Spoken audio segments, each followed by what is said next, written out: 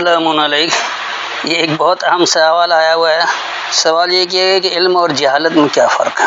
یقیناً اس پر تو بہت بڑا لیکچر ہو سکتا ہے، طویل وقت چاہیے، لیکن کیونکہ ہمارے چینل قرآنک لیسنس آفیشیلز کا واحد مقصد یہ ہے کہ ہم قرآن کا پیغام آسان اردو زبان میں لوگوں تک پہنچائیں تاکہ اس پر عمل کر کے وہ نتائج حاصل کیا جا سکے جو اللہ دینا چاہتا ہے۔ تو اس لیے طویل گفتگو سے بھی پرہیز کرتا ہوں اور بحث برائے بحث سے بھی اجتناب کرتا ہوں۔ تو بہرحال ساتھ میں اس کے یہ بھی سوال ہے کہ پہلی وحی کا پیغام آج کے زمانے کے لیے کیا ہے۔ عام طور پر کہا جاتا ہے کہ پہلی وحی جو وہ سورہ علق ہے، یعنی اقرأ بسم ربک الذی خلق، اور اس پر ایک بڑی کہانی بھی مشہور ہے جو شان نزول کے تحت لکھا گیا ہے۔ تو کہانی یوں ہے کہ جبریل آئے اور انہوں نے محمد رسول اللہ کو غار حرا میں کہا اقرأ، تو محمد رسول اللہ نے جواب دیا ما انا بقاری، کہ میں پڑھا ہوا نہیں ہوں۔ کہا جا رہا پڑھو تو جواب مل رہا کہ میں پڑھا ہوا نہیں ہوں۔ اگر تھوڑی سی عقل استعمال کریں تو اس کا جھوٹ بہت واضح ہے۔ آپ آج کے بچے کو بھی اگر کہیں پڑھو تو وہ سن کر کہہ دے گا پڑھو۔ وہ تو جب کوئی لکھی ہوئی چیز سامنے رکھی جائے اور اس کو کہا جائے پڑھو تو پھر وہ کہے گا کہ میں پڑھا ہوا نہیں ہوں، کہ لکھا ہوا مجھے کیا پتہ کیا لکھا ہے کیا نہیں لکھا۔ پہلا جھوٹ تو یہی ہے، آپ عقل و شعور کو استعمال کریں۔ اللہ اسی لیے بار بار آپ کو یہ کہتا ہے کہ آپ اپنی عقل کو استعمال کریں، اپنے شعور کو اجاگر کریں۔ کہ اللہ نے آپ کو علم نہیں دے رکھا؟ کہ اللہ نے آپ کو سوچنے سمجھنے کی صلاحیت نہیں دی؟ کہ اللہ نے آپ کو مغز نہیں دیا؟ کہ اللہ نے آپ کو سوچنے سمجھنے کی تدبر کی صلاحیت نہیں دی ہے؟ اللہ بار بار یہ نہیں کہتا ہے کہ غور و فکر کرو؟ تو یہ سب کچھ کس لیے؟ تاکہ آپ اپنے عقل و شعور کو استعمال کرتے ہوئے اللہ کی حق بات کو، سچی بات کو پہچانیں، اس پر عمل کریں اور وہ نتائج حاصل کریں جو اللہ ماننے والوں کو دینا چاہتا ہے۔ تو عام طور پر جو یہ مشہور ہے کہ اقرا کہا گیا اور مانا بقاری کہہ دیا اور پھر انہوں نے سینے میں بھیج لیا، 2-3 دفعہ دبایا، پھر اس کے بعد انہوں نے پڑھ لیا۔ تو یہ ایک ایسی کہانی ہے جس کا کوئی سر پیر نہیں ہے۔ بیوقوف بنانے کے لیے ایک کہانی تو بنائی جا سکتی ہے، لیکن جو عقل و شعور رکھتے ہیں ان کے لیے یہ کہانی قطعی بے معنی ہے، اور وہ ہنستے ہیں اس کے اوپر کہ دیکھو کیا بنا رکھا ہے انہوں نے۔ تو پہلی بات یہ ہے کہ پہلی وحی اقرأ بسم ربک الذی خلق نہیں ہے، قرآن کتاب کی صورت میں ملا ہے، اور پہلی وحی بھی بسم اللہ الرحمن الرحیم الحمدللہ رب العالمین یہاں سے چلا ہے، جو کتاب موجود ہے۔ اللہ نے پہلے ہی دن اس کو اہل کتاب کہا ہے، یہ نہیں کہا کہ آج یہ آیتیں ہیں، کل یہ آیتیں، پرسوں یہ آیتیں، ایسا ہرگز بھی نہیں ہے۔ یہ ضرور ہے کہ قرآن کو سمجھنے میں ایک عرصہ لگتا ہے، وقت لگا، بتدریج اسے سمجھا گیا ہے، لیکن کتاب آپ کے سامنے بتدریج نہیں آئی ہے، کتاب ہی کی صورت میں آئی ہے۔ تو یقینی سی بات ہے کہ بالفرض اگر تھوڑی دیر کے لیے ہم تسلیم کر بھی لیں کہ چلیے یہی پہلی وحی ہے، تو بھی اللہ نے پہلی وحی کیا کہا ہے؟ اقرا، پڑھو، یہ نہیں کہا عبادت کرو۔ فاعبدونی، اللہ نے پہلے نہیں کہا کہ بس میری عبادت کر لو، بلکہ اقرا کہا ہے، پڑھو، پڑھنے کے لیے کہا ہے، علم حاصل کرنے کے لیے کہا ہے، عبادت کرنے کے لیے نہیں کہا ہے۔ تو سوال یہی ہے کہ آج کا مسلمان، جب اللہ نے سب سے پہلے پڑھنے کا یعنی علم کی بات کی ہے کہ آپ علم حاصل کریں، تو آج کا مسلمان کیا کر رہا ہے؟ وہ عبادت زیادہ کر رہا ہے یا علم زیادہ حاصل کر رہا ہے؟ آج کی مسلمان قوم عبادات میں تو لگ گئی ہے، نماز، روزہ، حج، زکوٰۃ کے نام پر، جس عمل کی تصدیق بھی قرآنی آیتیں نہیں کرتی ہیں، لیکن جس کی تصدیق قرآنی آیتیں کر رہی ہیں، جو بقول ان لوگوں کے خود ہی کہ پہلی وحی یہی ہے کہ اقرا، پڑھو، اس علم پر قطعی توجہ نہیں ہے۔ آج مسلم ممالک کی جہالت میں آ گئے ہیں، پڑھائی کا معیار یہاں سب سے بدتر ہے، نقالی میں لگے ہوئے ہیں، شعور دینے میں نہیں لگے ہوئے ہیں، بس یہ اس طرح سے پڑھا رہے ہیں کہ کلر کی فوج تیار ہو جائے، اقتدار حاصل کرنا، پرامن معاشرہ بنانا، سلامتی والا نظام قائم کرنا، یہ ان کے بس کی بات نہیں ہے، جبکہ اللہ نے یہی عمل کرنے کے لیے کہا ہے۔ اللہ سب سے پہلے کردار سازی کرتا ہے، اور کردار سازی کس لیے ہوتی ہے کہ اچھے با کردار لوگ مل کر ایک بہترین معاشرہ بنائیں گے، اور جب معاشرہ بنے گا تو اس کی معیشت مستحکم ہوگی، معیشت مستحکم ہوگی تو ایک ریاست کی ضرورت پیش آئے گی، اور ریاست میں پھر قانون چاہیے، پھر ایسا نظام نافذ کیا جائے جو سب کے لیے سلامتی والا ہو، یعنی دین اسلام جو اللہ نے لوگوں کے لیے پسند کیا ہے۔ لیکن ہم ان پیدائش کے تمام مقاصد کو بھول گئے۔ اللہ نے جس لیے انسان کو وجود دیا تھا کہ تمہیں یہ سب کچھ کرنا ہے، ان اعمال کو بھول گئے، پوجا پرستش میں لگ گئے، عبادات کے نام پر رکوع اور سجدے میں لگے ہوئے ہیں، حج کرنے میں لگے ہوئے ہیں، 2.5% زکوٰۃ دینے میں لگے ہوئے ہیں، بھوکا پیاسا کے نام پر روزہ رکھنے میں لگے ہوئے ہیں، لیکن علم نہیں حاصل کرتے، جبکہ اللہ نے علم حاصل کرنے کو کہا، پڑھنے کو کہا، پڑھنے سے دور بھاگتے ہیں۔ تو بہرحال آئیے ہم جواب کی طرف بڑھتے ہیں۔ تو پہلے سورہ علق کو ہی لے لیں اور اس کی آیت نمبر 1 سے 8 تک دیکھ لیجیے گا تاکہ بات بالکل واضح ہو جائے۔ تو یہاں جو اللہ کہہ رہا ہے، اللہ کے نام سے جو نہایت مہربان رحم کرنے والا ہے۔ میں پہلے ہی واضح کر چکا ہوں کہ بے سین میم بسم خود ایک سہ مادہ ہے، اس میں الف سائلنٹ نہیں ہے۔ آپ خود دیکھ رہے ہیں اگلی آیت جو شروع ہے، اقرأ باسم ربک الذی خلق، یہاں الف بے الف سین میم یہاں ہے، یہاں اس میں ہے بے حرف جار ہے، لیکن یہ بسم اللہ کا جو بسم ہے یہ خود سہ حرفی مادہ ہے، یہ حرف جار نہیں ہے، یہاں اسم نہیں ہے۔ تو بسم اللہ کا مطلب اللہ کی تمانیت، الرحمن الرحیم انتہائی مہربان رحم کرنے والا، انتہائی مہربان رحم کرنے والے اللہ کی تمانیت۔ اللہ کی تمانیت کیا نہیں، اللہ کس بات پر مطمئن ہونا چاہتا ہے، اللہ انسان سے کیا چاہتا ہے، اللہ کو کیا مطلوب ہے، اللہ نے کیوں انسان کو وجود دیا ہے۔ پھر آگے اللہ بتا رہا ہے کہ اقرأ باسم ربک الذی خلق، انہوں نے کہہ دیا پڑھیں اپنے رب کے نام سے جس نے سب کو پیدا کیا۔ اقرأ کہتے ہیں پڑھنے کو، باسم ربک رب کی پہچان کو، اسم کہتے ہیں پہچان کو، اس لیے نام، کیونکہ نام بھی ایک پہچان ہے، نام کو بھی اسم اس لیے کہا جاتا ہے، لیکن دراصل اسم ایک پہچان ہے، کیونکہ صرف نام جاننا کافی نہیں ہوتا۔ مثال کے طور پر ایک کمرے میں 10 افراد بیٹھے ہیں اور دونوں 10 افراد کے نام تو سب جانتے ہیں، لیکن اگر کسی کو پتہ نہیں کہ یہ آدمی کیا کام کرتا ہے، اس کی کیا خصوصیت ہے، اس کے اندر کون سی خوبی ہے، تو یقینی سی بات ہے نام جاننے کے باوجود ان سے کوئی فائدہ نہیں اٹھا سکتا۔ لیکن اگر نام کے ساتھ ان کے کردار بھی واضح ہوں، ان کے اعمال بھی سامنے ہوں، ان کی خوبیاں خامیاں بھی سامنے ہوں، تو پھر ہر شخص کے اس سے فائدہ اٹھایا جا سکتا ہے، اس سے مثبت عمل لیا جا سکتا ہے، اپنی زندگی میں اس کو لاگو کیا جا سکتا ہے، منفی کو ہٹایا جا سکتا ہے، بتایا جا سکتا ہے، سوچ سمجھ کر اس سے الگ ہوا جا سکتا ہے۔ لیکن دراصل یہ پہچان ہے، تو پڑھو اپنے رب کی پہچان کو، الذی خلق، وہ جس نے وجود دیا۔ تو جس اللہ نے تمہیں وجود دیا ہے اس کی پہچان کو پڑھو، کیونکہ رب کو پہچاننے کے لیے بھی علم ضروری ہے، پڑھنا ضروری ہے، جاہل رہ کر نہیں پڑھ سکتے۔ علم اور جہالت کا یہ فرق ہے کہ علم حاصل کریں گے تو آپ سمجھیں گے، اور جہالت میں پڑے رہیں گے تو بس کچھ نہیں، وہ آنکھ بند عقیدہ ہے، بس مان رہے ہیں، پھر الزام تراشی بھی کرتے ہیں اللہ کے اوپر۔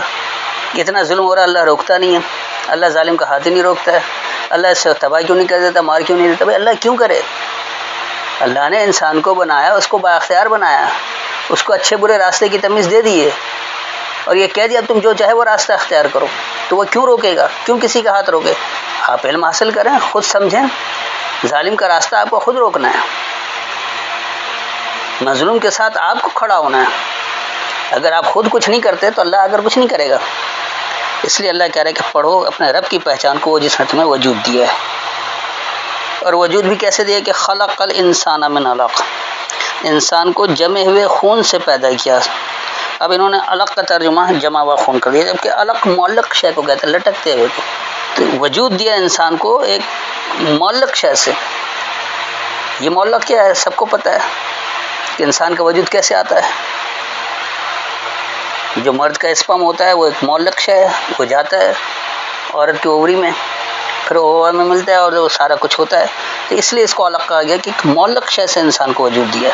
لیکن یہ اس لیے نہیں کہ معلق شے سے وجود دے دیا تو پھر اس کا مطلب آپ کچھ نہ سمجھیں، کچھ نہ پڑھیں، ایسا نہیں ہے۔ پھر آگے اللہ کہہ رہا ہے کہ پڑھو اور اپنے رب کا، آپ کا رب سب سے بڑا کریم ہے، یعنی اقرا پڑھو، وربک الاکرم، یعنی تمہارا رب جو تمہیں بتدریج پروان چڑھانے والا عزت والا ہے، خوب عزت والا ہے، بڑی عزت والا ہے۔ کیونکہ رب کو آپ پہچانیں گے تو آپ کی تکریم ہوگی، آپ کی عزت ہوگی۔ اگر آپ رب کو ہی نہیں پہچانیں گے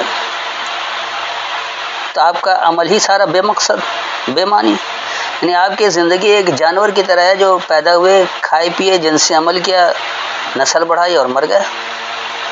انسان کا یہ مقصد ہرگز نہیں ہے۔ اللہ نے جو انسان کو وجود دیا ہے وہ اللہ کہہ رہا ہے کہ پڑھو، رب کی پہچان حاصل کرو۔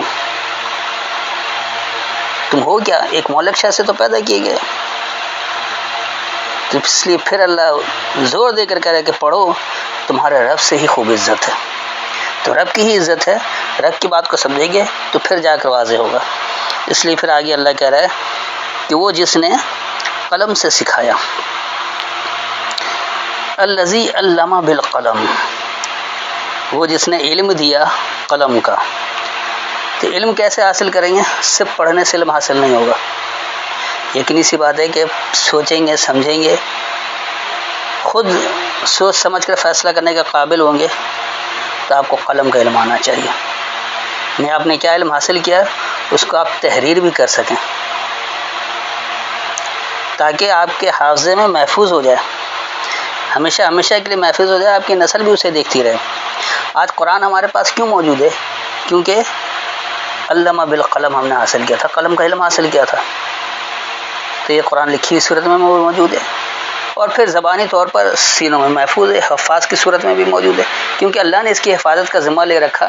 لہذا ایسا ہو ہی نہیں سکتا کہ اگر صرف اللہ قلم کے ذریعے حفاظت اس کی کرتا تو دنیا بڑی شاطر ہے، انسان بہت زیادہ یار ہے، مکار ہے، نافرمان ہے، لہذا وہ اس کو تبدیل کر دیتا۔ اس لیے اللہ نے قلم کا علم دے دیا تاکہ آپ اس کو اچھی طرح سے سمجھیں۔ اس کے بعد آگے اللہ کہہ رہا ہے کہ انسان کو سکھایا جو وہ نہ جانتا تھا۔ علم الانسان ما لم یعلم، علم دیا انسان کو جو نہیں وہ جانتا تھا۔ تو یقینی سی بات ہے کہ جاننا یعنی علم حاصل کرنا سب سے بڑی چیز ہے۔ آپ جتنا زیادہ علم حاصل کریں گے اتنا ہی زیادہ آپ کی معلومات بڑھے گی، آپ کی جانکاری بڑھے گی، اور جتنی معلومات آپ کے پاس زیادہ ہوگی اتنا آپ اس کا فائدہ اٹھا سکیں گے۔ کیونکہ اگر کسی چیز شے کے بارے میں آپ جانتے ہی نہیں ہیں تو اس سے آپ فائدہ کیسے اٹھائیں گے؟ وہ آپ کو نقصان بھی پہنچا سکتی۔ لیکن جب آپ کسی شے کا علم حاصل کر لیں گے کہ اس کے نقصانات کیا ہے، اس کے فائدے کیا ہے، اس کو کیسے استعمال کیا جاتا ہے، کس طرح سے اس سے فائدہ اٹھایا جا سکتا ہے، کس طرح اس سے نقصان ہوگا، تو پھر وہ علم آپ کے لیے فائدہ مند ہوتا ہے، سود مند ہوتا ہے۔ اس لیے اللہ کہہ رہا ہے کہ اللہ نے انسان کو وہ علم دے دیا جو وہ جانتے ہی نہیں تھا، لیکن اس کے باوجود لوگ کیا کرتے ہیں؟ ہرگز نہیں، انسان اگر اپنے تئیں غنی بے پرواہ دیکھتا ہے تو سرکشی کرتا ہے۔ اب انہوں نے 6-7 کا ایک ساتھ ترجمہ کر دیا۔ کلا، ہرگز نہیں، ان الانسان لیطغی، بے شک انسان ضرور طغیانی کرتا ہے، نہیں انسان حد سے زیادہ بڑھتا ہے، طغیانی کرتا ہے۔ الراہ استغنی، اور یہ کہ وہ دیکھتا ہے اسے بے پرواہ، کیونکہ وہ دیکھتا ہے ہم تجاوز کر رہے ہیں، ہمیں اس کا کوئی نتیجہ نہیں مل رہا ہے بلکہ فائدہ اٹھا رہے ہیں، لہذا وہ بے پرواہ ہو جاتا ہے۔ غلط عمل کر کے اگر اسے کچھ ذاتی مفادات حاصل ہو جاتے ہیں تو اس کے اوپر دھڑلے سے چلتا ہے۔ مثال کے طور پر ایک عہدے دار ہے، وہ رشوت کے ذریعے، سفارش کے ذریعے کسی اپنے جاننے والے کو لے آتا ہے، اس سے اس کو فائدہ ہو جاتا ہے کچھ، اور کیونکہ اس کا کوئی غلط نتیجہ اس کے سامنے نہیں آیا، لوگوں نے اسے سراہا بلکہ اپنی سفارشیں لے کر پہنچ گئے کہ ہمارے ساتھ بھی ایسا کر دو، ہم سے بھی کچھ پیسے لے لو، کر لو، لہذا وہ بے پرواہ بھی ہو گیا۔ لیکن آگے اللہ کہہ رہا ہے کہ بے شک اپنے رب کی طرف لوٹنا ہے، اِنَّ إِلَىٰ رَبِّكَ الرُّجْعَىٰ، بے شک تم اپنے رب کی طرف لوٹو گے۔ تو یہ یاد رہے کہ آپ کتنی ہی سرکشی کر لیں، کتنی ہی بے ایمانی کر لیں، آپ کتنی ہی اللہ کی نافرمانی کر لیں، لیکن رجوع اسی رب کی طرف کرنا ہے، جواب دہ آپ کو رب کے سامنے ہی ہونا ہے، لہذا بالآخر بچ نہیں پائیں گے، پکڑے میں آئیں گے۔ تو یہاں تک جو بات واضح ہوئی، اللہ کہہ رہا ہے کہ رب کی پہچان کو پڑھو جس نے تمہیں وجود دیا ہے، اور انسان کو جو اللہ نے وجود دیا ہے وہ ایک مولک شے سے دیا ہے۔ پھر کہہ رہا ہے کہ پڑھو، یعنی تمہارا رب ہی عزت والا ہے، وہ جس نے تمہیں قلم کا علم دیا ہے، انسان کو علم دیا جو وہ جانتا ہی نہیں تھا۔ تو ہرگز نہیں، بے شک یہ انسان ضرور طغیانی کرتا ہے اور وہ اسے دیکھتا ہے بے پرواہی سے، تو بے شک تمہیں رب کی طرف ہی رجوع کرنا ہے۔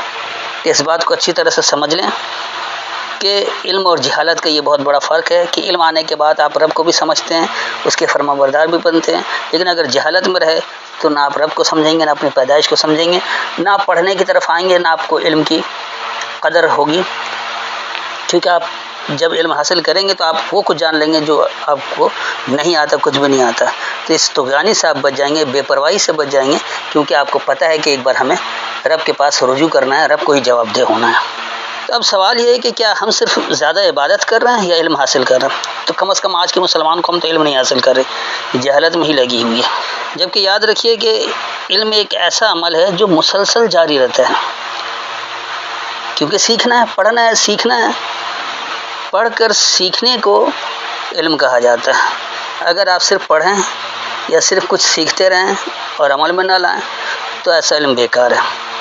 تو یہ پڑھنا سیکھنا ایک مسلسل عمل ہے، تو اسی لیے اللہ نے کہیں یہ نہیں کہا کہ سنی سنائی بات کو مان لو، بلکہ علم سے بات کرو۔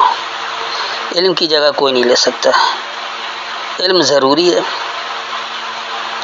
اور قرآن یہی آپ کو بار بار دعوت دیتا ہے کہ اپنے عقل کو استعمال کرو، اپنے علم کو استعمال کرو۔ اگر ایسا ہے تو ہم قرآن خود کیوں نہیں سمجھتے؟ ہم علم حاصل کریں گے تو ہم قرآن کو خود سے سمجھیں گے، جب ہم علم ہی نہیں حاصل کرتے تو کیسے ہم قرآن کو خود سے سمجھیں؟ اسی لیے پیچھے رہ جاتے ہیں۔ اب ایک دوسری جگہ آئیے، کیونکہ اللہ نے کہہ رکھا ہے کہ یقینی سی بات ہے علم والا اور بغیر علم والا دونوں برابر نہیں ہو سکتے، جاننا اور نہ جاننا برابر ہو ہی نہیں سکتا۔ تو اس کے لیے آپ سورہ زمر اور اس کی آیت نمبر 9 دیکھ لیجیے، کیونکہ وقت ذرا مختصر ہوتا ہے، اس لیے بہت زیادہ تفصیلاً نہیں بتایا جا سکتا، آپ کو مختصراً ہی بتا رہے ہیں۔ جو رات کی گھڑیوں میں عبادت کرنے والا ہے، سجدہ کرنے والا ہو کر اور قیام کرنے والا، اور وہ آخرت سے ڈرتا ہے اور اپنے رب کی رحمت سے امید رکھتا ہے، آپ فرما دیں کیا برابر ہیں وہ جو علم رکھتے ہیں اور وہ جو علم نہیں رکھتے؟ اس کے سوا نہیں عقل سلیم والے ہی نصیحت قبول کرتے ہیں۔ اب دیکھیے یہاں بات کیا ہو رہی ہے، تو میں اس میں بحث برائے بحث میں نہیں پڑھوں گا، آپ کو سیدھا سیدھا سمجھا دیتا ہوں تاکہ بات واضح ہو جائے۔ امن ہوا قانتون، کون ہے وہ جو کہ مکمل فرما بردار ہے، آنا اللیل، تاریکی کے نزدیک، ساجدن و قائمن، ایک فرما برداری سے ڈٹ جانے والا، یحذر الآخرۃ، چوکنا رہتا ہے آخرت سے، ویرجو رحمت ربہ، اور امید رکھتا ہے اپنے رب کی رحمت کی۔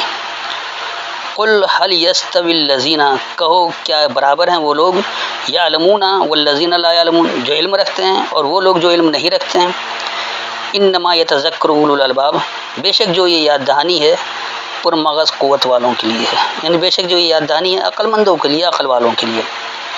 تو دیکھیے اس آیت میں اللہ نے بہت واضح طور پر بتا دیا ہے کہ کون ہے جو قانت ہے، یعنی جتنا کہا گیا اتنا ہی بغیر کسی کمی بیشی کے مکمل فرما بردار ہونا، اس کو قانت کہا جاتا ہے۔ تو کون ہے وہ جو مکمل فرما بردار ہے، اور کب؟ تاریکی کے نزدیک، آنا اللیل، آنا کہتے ہیں قریب کو، لیل خاص تاریکی کے نزدیک، ایک فرما بردار بھی ہے اور ڈر جانے والا بھی ہے۔ جیسے آج کا معاشرہ، آج دنیا بھر میں تاریکی کا دور ہے، کہیں بھی اسلامی نظام نہیں ہے، کہیں بھی اللہ کے احکامات کو سمجھ کر عمل نہیں کیا جا رہا۔ جتنے نام نہاد اسلامی ممالک ہیں سب کا اپنا اپنا قانون ہے، اللہ کا نظام کہیں نافذ نہیں، دین اسلام کہیں نافذ نہیں۔ دین اسلام قرآن سے انہوں نے سمجھا ہی نہیں تو نافذ کیا کریں گے؟ تو سارے مشرک لوگ اقتدار میں آئے ہیں اسلام کا نام لے کر، کیونکہ یہ لوگ خالص اللہ کے کلام کو سمجھتے نہیں ہیں، سب ملاوٹ کرتے ہیں۔ اللہ کے کلام، اگر اللہ کے کلام کے شرک سے سمجھتے ہیں تو یہ کیا وہ فرما بردار ہوں گے اور کیا ڈٹے رہیں گے، اور کیا انہیں آخرت کا خوف ہوگا، اور وہ اپنے رب کی رحمت سے امید بھی رکھتے ہیں۔ تو اسی لیے اللہ کہہ رہا ہے کہ جو لوگ علم رکھتے ہیں اور جو لوگ علم نہیں رکھتے ہیں، کیا یہ دونوں برابر ہو سکتے ہیں؟ یہ اللہ خود آپ سے سوال کر رہے ہیں۔ اب آپ اتنے سمجھدار تو ہیں کہ آپ کو علم ہو جائے کہ واقعی جاننے والا اور نہیں جاننے والے کا فرق ہے، دونوں برابر تو نہیں ہو سکتے۔ تو اسی لیے اللہ بتا دے رہا ہے کہ بے شک جو یہ یاد دہانی ہے، ذکر کہتے ہیں بار بار یاد دہانی کو، تو قرآن دراصل یاد دہانی ہے کہ آپ کو ہر بات بار بار یاد دہانی کرائے کہ آپ کو کیسے عمل کرنا ہے، کس طرح سے کرنا ہے۔ تو بے شک جو یہ یاد دہانی ہے عقل مند لوگوں کے لیے ہے، پرمغز قوت والوں کے لیے، جو اپنے دماغ کو استعمال کرتے ہیں، سوچتے سمجھتے ہیں، قوت فیصلہ رکھتے ہیں، وہ فیصلے کرنے میں کمزور نہیں ہوتے، مریض نہیں ہوتے ہیں۔ تو اس آیت میں اللہ نے بہت واضح طور پر سمجھا دیا کہ اللہ کی مکمل فرما برداری اختیار کرنے والا، خاص طور پر تاریکی کے نزدیک مکمل فرما بردار ہو، ڈٹا رہے، وہ آخرت سے چوکنا رہنے والا بھی ہو اور اپنے رب کی رحمت کی امید بھی رکھتا ہو، تو وہ لوگ جو علم رکھتے ہیں اور جو لوگ علم نہیں رکھتے ہیں، کیا یہ دونوں برابر ہو سکتے ہیں؟ ہرگز نہیں ہو سکتے۔ تو بے شک یہ جو یاد دانی ہے صرف عقل مند لوگوں کے لیے۔ تو عقل استعمال کریں، علم حاصل کریں، اور جب آپ عقل اور علم حاصل کریں گے تو لازمی سی بات ہے کہ آپ قرآن کو خود سے سمجھنے کی کوشش کریں گے۔ اگر آپ خود سے سمجھنے کی کوشش نہیں کرتے تو آپ عمل کیسے کریں گے؟ قرآن کو پڑھ کر، سیکھ کر، پھر اس کے مطابق عمل کرنا ضروری ہے، اور مان کر عمل کرنے کے لیے فہم آنا ضروری ہے۔ تو قرآن کو سمجھنے کی خود آپ کو کوشش کرنی پڑے گی، جب جا کر آپ اللہ کے ہدایت کے پابند ہو سکتے ہیں۔ اگر خود سے سمجھنے کے قابل نہیں تو دراصل آپ جہالت میں رہے ہیں۔ تو جاہل میں اور علم والوں میں بہرحال فرق ہے۔ تو امید ہے کہ مکمل وضاحت ہو گئی ہوگی، کیونکہ پہلی وحی ہرگز یہ نہیں ہے، بلکہ پہلی وحی سورہ فاتحہ ہی ہے۔ لیکن یہ ضرور ہے کہ علم کی اہمیت کو اللہ نے متعدد جگہ اجاگر کیا ہے، اس کے لیے سینکڑوں آیتیں ہیں، لیکن وقت کی کمی کے باعث آپ کو مکمل نہیں بتایا جا سکتا۔ پھر بھی اگر کوئی خلش رہ گیا ہو، کوئی بات ذہن میں چبھ رہی ہو، تو آیت کے حوالے کے ساتھ سوال کر سکتے ہیں۔ السلام علیکم۔